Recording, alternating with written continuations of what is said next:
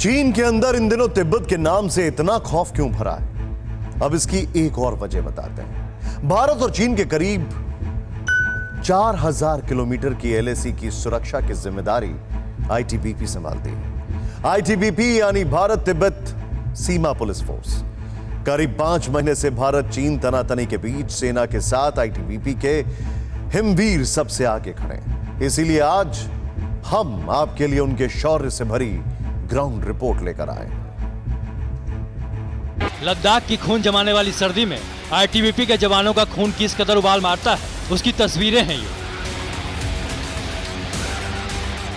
भारत की जिस चट्टानी फौज का मूल मंत्र है शौर्य, दृढ़ता और कर्मनिष्ठा, उसकी एक बानगी है ये। हिमालय से भी ऊंचे अपने जोश के बूते भारत तिब्बत सीमा पुलिस के जवान चीन से सटी सरहद की सुरक्षा करते हैं। ड्रैगन की एक एक साजिश पर आंखें गड़ाए रहते हैं और उसकी एक एक चाल का करारा जवाब देते हैं।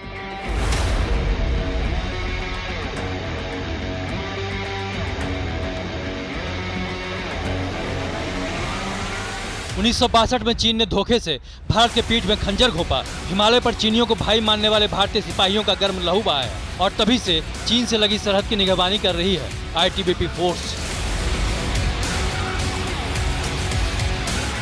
भारत चीन सीमा पर आईटीबीपी के जवान सालों भर तैनात रहते हैं। फॉरवर्ड मोस्ट लोकेशन पर सबसे आगे आईटीबीपी होती है, उसके पीछे आर्मी के जवान। लेकिन जब दुश्मन हरकत करते हैं तो भारतीय सैनिक भी आईटीबीपी के साथ फॉरवर्ड मोस्ट लोकेशन में आ जाते हैं, जैसा कि इन दिनों चीन के चलते हुआ। आज हम इन इलाकों में इन लोगों के साथ जब आए हैं तो ये मैं आपको बता रहा हूँ कि आखिरकार किस तरीके का है आईटीबीपी की तैयारी। अभी से यहाँ पर फॉरवर्ड मोस्ट लोकेशंस के अंदर इनको ले जाने की कोशिश की जा रही है। और अब अगर आप देखें कि यहाँ पर इनके टेंट, यहाँ इनके दूसरे इक्विपमेंट्स हैं, उनकी तैयारियाँ भी की जा रही हैं। ये वो टेंट हैं जो -50 डिग्री के अंदर इनको दिए जा रहे हैं। और अगर आप देखें तो इन टेंट्स के अंदर इनके लिए खास तौर पर जो व्यवस्था है, करीबन 5 से 6 लोग जो हैं इन टेंट्स में बने रह सकते हैं। अब तक आईटीबीपी की तैनाती फिंगर 2 और फिंगर 3 के पास ध्यान सिंह पोस्ट पर हुआ करती थी, लेकिन इस वक्त साउथ पैंगोंग की शीर्ष चोटियों पर आईटीबीपी के जवान डटे हैं। 29-30 अगस्त की रात ब्लैक टॉप, हिल टॉप और येलो बम्प्स वाले ऑपरेशन में सेना और स्पेशल फ्रंटियर के साथ आईटीबीपी के पर्वतवीर भी थे, जो इस वक्त 17,000 फीट की ऊंची चोटियों पर डटे हैं। सर्दी बढ़ने के साथ ही वहां उनके आगे रहने की तैयारी भी मुकम्मल हो चुकी है।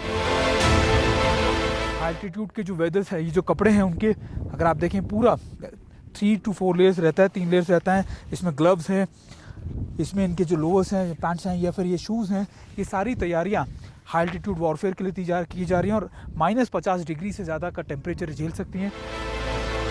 लद्दाख की चोटियों पर आईटीबीपी के जवानों को 2-2 मोर्चों से लड़ना होता है। एक मोर्चे पर तो चीन को लगातार कड़ा जवाब दिया जा रहा है और दूसरा मोर्चा यानी -50 डिग्री की ठंड से भी मुकाबले की तैयारी पूरी हो चुकी है। गर्माहट वाले टेंट भी चोटियों पर भेजे जा रहे हैं।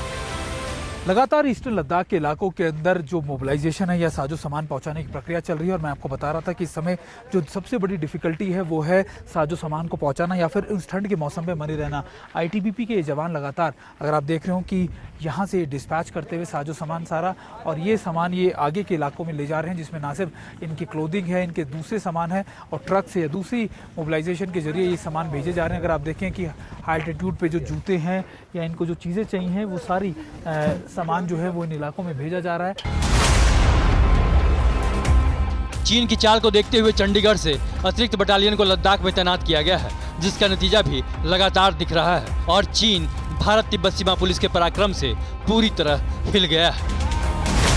न्यूज़ टॉप 9 रोज सुबह 7 बजे और शाम 7 बजे सिर्फ TV9 भारतवर्ष पर।